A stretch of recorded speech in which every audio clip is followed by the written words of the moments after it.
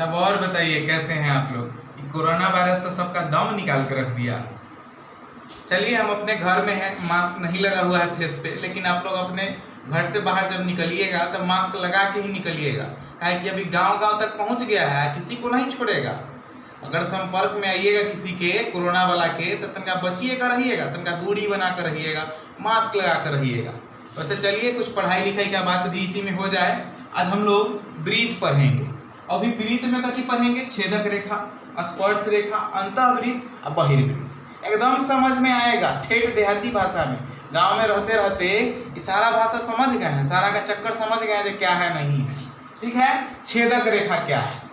छेदक रेखा क्या है उसके बारे में देखेंगे। छेदक रेखा को अंग्रेजी में बउआ रे सेकेंड कहते हैं। क्या कहते हैं? सेकेंड कहते हैं। तो देखिएगा जब किसी वृत्त को एक ही रेखा दो जगह पर टच करेगा, देखिए यहाँ ए पर टच किया फिर बी पर टच किया, तो इस रेखा को हम लोग छेदक रेखा कहेंगे। और जब स्पर्श रेखा का बात आएगा ना बुआ रे, तो जो रेखा होगा वो एक जगह कहीं टच करेगा। कहाँ पे टच करेगा? कहीं भी एक जगह टच करेगा तो वो रेखा स्पर्श रेखा होगा। फिर अंतःवृत्त, किसी त्रिभुज के अंदर जब कोई वृत्त बनेगा और तीनों भुजा को स्पर्श करेगा। देखिए मान लेते त्रिभुज ए बी सी है ना, तो देखिए तब भुजा ए बी को यहाँ पर टच कर रहा है ऊपर, ठीक है, बी सी को पी पर और ए सी को कहाँ पर टच कर रहा है? क्यू पर। यानी जब कोई त्रिभुज के तीनों भुजा को अंदर से वृत्त टच करेगा ना बुआ रे, तो उसको अंतःवृत्त, चाहे अंग्रेजी में उसको इन सर्किल कहते हैं। और इन सर्किल उसका पूरा नाम है नहीं, इन सर्किल उसका पूरा नाम नहीं। तो कहिएगा कि क्या नाम है उसका पूरा?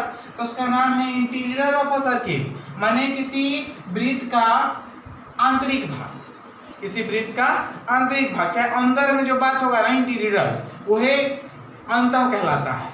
अब बाहर में जो बात होता है ना वो बहिर् होता है। अब समझिएगा ये जो पॉइंट है बहिर्वृत्त, तो त्रिभुज के एक भुजा, समझिएगा त्रिभुज के एक भुजा ये स्पर्श कर रहा है यहाँ पर, दूसरे भुजा को यहाँ पर, तीसरे भुजा को यहाँ पर, लेकिन क्या ये अंदर में स्पर्श कर रहा है? जो वृत्त है देखिए तब ये अंदर में स्पर्श कर रहा है कि बाहर स्पर्श कर रहा है?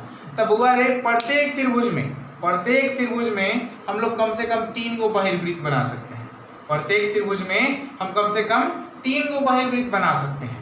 अब समझिएगा, तो जो किसी त्रिभुज के बाहर रहेगा, किसी त्रिभुज के बाहर रहेगा और उसके भुजा को टच करेगा, तो वो वाला वृत्त कैसा वृत्त कहलाएगा?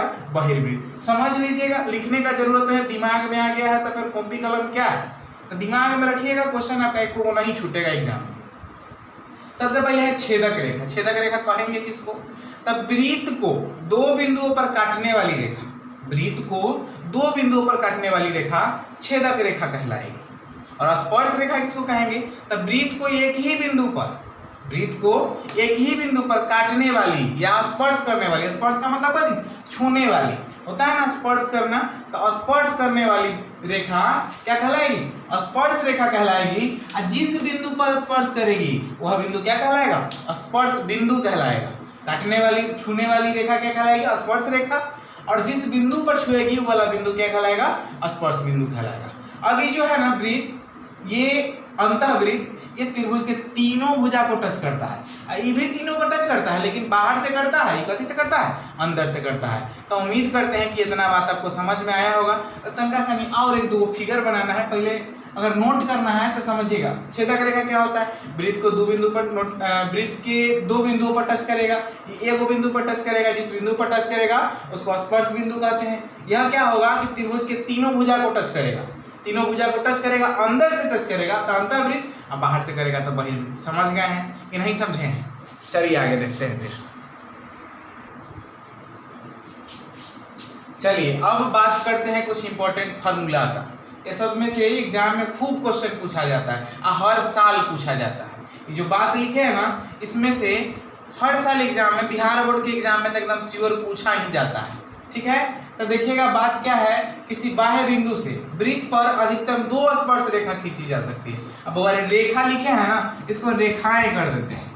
ठीक है, किसी बाह्य बिंदु से वृत्त पर अधिकतम 2 स्पर्श रेखाएं खींची जा सकती है और दोनों की लंबाइयां बराबर होती है। समझिएगा, किसी बाह्य बिंदु से माने बाहरी किसी बिंदु P से किसी वृत्त पर 2 स्पर्श रेखा खींचा जाता है। ये हर साल एग्जाम में आता है। ध्यान रखिएगा, पूछेगा कि किसी वृत्त पर बाह्य बिंदु से कितनी स्पर्श रेखाएं खींची जा सकती है, तो हमारा आंसर कितना होना चाहिए? 2। कितना होगा? 2। समझिएगा, किसी बाह्य बिंदु से वृत्त पर अधिकतम 2 स्पर्श रेखाएं खींची जा सकती है। और पता है बुआ रे, दोनों का लंबाई जो होता है ना बराबर होगा, यानी जितना PA होगा उतना ही PB होगा, अर्थात PA बराबर क्या हो जाएगा?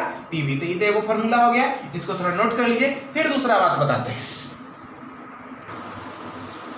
चलिए अब आगे बात करते हैं दूसरा फार्मूला का। तो दूसरा फार्मूला है बुआ रे, वृत्त की स्पर्श रेखा स्पर्श बिंदु से होकर जाने वाली त्रिज्या पर लंब होती है। समझिएगा, ये सब बात कहिएगा जितना गहराई से कहाँ पूछता है, तो जी नहीं पूछता है, काहे कि अब 2 सीटिंग में एग्जाम होता है, 1 सीटिंग में नहीं होता है, तो उसके पास क्वेश्चन तो पूछता नहीं है NCERT किताब से, तो क्या करता है कि सूत्र में से इतना क्वेश्चन डाल देता है जब बच्चा उलझ जाता है। तो ये सब पढ़ले रहिएगा तो वो दिक्कत कहीं से होने वाला नहीं है। देखिएगा, वृत्त की स्पर्श रेखा स्पर्श बिंदु से होकर जाने वाली त्रिज्या पर लंब होती है। क्या होता है बुआ रे? वृत्त की स्पर्श रेखा स्पर्श बिंदु से होकर जाने वाली त्रिज्या पर लंब होती है। अब देखिएगा, वृत्त का स्पर्श रेखा ये ना है, स्पर्श बिंदु से होकर जाने वाली त्रिज्या पर क्या होता है? लंब होता है। लंब होता है माने इनहू 90 डिग्री बन जाएगा, इनहू 90 डिग्री बन जाएगा।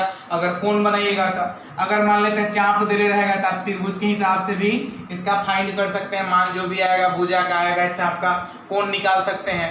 ठीक है, तो फिर से एक बार समझ लीजिएगा फॉर्मूला, वृत्त की स्पर्श रेखा स्पर्श बिंदु से होकर जाने वाली त्रिज्या पर क्या होती है? लंब होती है। अब अगला बात करेंगे, तीसरा नंबर फॉर्मूला, 2 वृत्त जो एक दूसरे को स्पर्श नहीं करते हैं, माने एक दूसरे को कभी छूता उता नहीं है, 2 वृत्त जो एक दूसरे को स्पर्श नहीं करते हैं उन पर 4 उभयनिष्ठ रेखा खींची जा सकती है। अगर 2 वृत्त एक दूसरे को नहीं छुएगा तो उस पर कै गो? 4 उभयनिष्ठ रेखा, एगो ऊपर से, एगो नीचे से, एगो साइड से दोनों को छूते हुए, और इधर फिर साइड से दोनों को छूते हुए स्पर्श रेखा गुजरेगा। तो फिर से समझ लीजिएगा, 2 वृत्त जो एक दूसरे को स्पर्श नहीं करते हैं, 2 वृत्त जो एक दूसरे को स्पर्श नहीं करते हैं उन पर 4 उभयनिष्ठ रेखा खींची जा सकती है। चौथा बात जो है, चौथा फॉर्मूला, बाह्य स्पर्श वृत्त पर 3 उभयनिष्ठ स्पर्श रेखा खींची जा सकती है। जब वृत्त एक दूसरे को बाहर से स्पर्श करेगा तो उस पर 3 गो उभयनिष्ठ रेखा खींचा जा सकता है, ऊपर से, एगो नीचे से और एगो बीचों बीच। तो ये बात समझ में आया होगा, नहीं आया होगा तो कमेंट करके बताइएगा जो क्या नहीं समझ में आया है, तो अगले वीडियो में वो बात क्लियर करेंगे। ठीक है, फिर हम चलते हैं अगला फार्मूला पर। आइए देखते हैं अगला फार्मूला क्या है, पहले आप इसको नोट कर लीजिए तनका। चलिए बउआ रे, बात करते हैं 5वां फार्मूला का। ये आज का अंतिम फार्मूला है। अगर ये समझ जाएंगे तो फिर आपको क्वेश्चन बनाने में कोई दिक्कत नहीं होगा, तो फिर अगला वीडियो में हम आपको क्वेश्चन बताएंगे, 2-4 उदाहरण देकर समझाएंगे कि कैसे बनता है। तो चलिए देखिएगा, यदि 2 वृत्त एक दूसरे को आंतरिकतः माने अंदर अंदर या बाह्यतः बाहर से स्पर्श करते हो तो स्पर्श बिंदु केंद्रों से होकर जाने वाली रेखा पर स्थित होता है। देखिए, बाहर से स्पर्श कर रहा है, एक वृत्त के अंदर में छोटा सा वृत्त बना हुआ है, माने ये आंतरिकतः स्पर्श कर रहा है और यह बाह्यतः स्पर्श कर रहा है ना। तो उसका जो स्पर्श बिंदु होगा वह उसके केंद्रों से होकर जाने वाली रेखा, केंद्रों से होकर जाने वाली रेखा पर ही स्थित होगा। देखिए, तो इसका केंद्र O है, इसका O' है, इनमें भी मान लीजिए कि O है, इसका O' होगा, तब इसके केंद्र से होकर जो जाने वाला रेखा है यह ना है, इसी पर ना इसका स्पर्श बिंदु यहाँ पर बन रहा है बुआ रे, इसका यहाँ पर बन रहा है। समझ रहे हैं? तो समझिएगा, अंतिम फॉर्मूला है। ठीक है, ऐसे से क्वेश्चन आता है ऑब्जेक्टिव में, यदि 2 वृत्त एक दूसरे को आंतरिकतः या बाह्यतः स्पर्श करते हो तो स्पर्श बिंदु केंद्रों से होकर जाने वाली रेखा पर स्थित होता है। माने स्पर्श बिंदु जो होगा, स्पर्श बिंदु जहाँ पे दोनों जाके वृत्त मिलेगा और उसका स्पर्श बिंदु जो होगा वह क्या होगा? उसके केंद्र से होकर जाने वाली रेखा पर क्या होगा? स्थित होगा, यानी वहीं पे होगा। ठीक है, तो इतना समझ में आया होगा, इतना नोट कर लीजिएगा पहले अपने अपने कॉपी किताब में, कॉपी में नोट कर लीजिएगा। ठीक है, फिर अगला दिन अगला बात करेंगे, मैंने कुछ उदाहरण बताएंगे जो आपका ये चैप्टर क्लियर हो जाए। ठीक है, तो इतना बना लीजिए पहले। ठीक, उसके बाद में लॉकडाउन धीरे धीरे खुल रहा है लेकिन पेशेंट बढ़िए रहा है, रोज दिन पेशेंट बढ़ रहा है, तो आप लोग अपने घर में रहिएगा, सुरक्षित रहिएगा। पढ़ाने के लिए तो हम वही है, ऑनलाइन पढ़ाइए रहे हैं। ठीक है, वीडियो पसंद आए तो तनका लाइक कर दीजिएगा, अभी तक सब्सक्राइब नहीं किए हैं चैनल तक कर लीजिएगा सब्सक्राइब। ठीक है, फिर अगला वीडियो मिलेंगे, तब आज के लिए इतना ही। अच्छा, तो हम चलते हैं, धन्यवाद।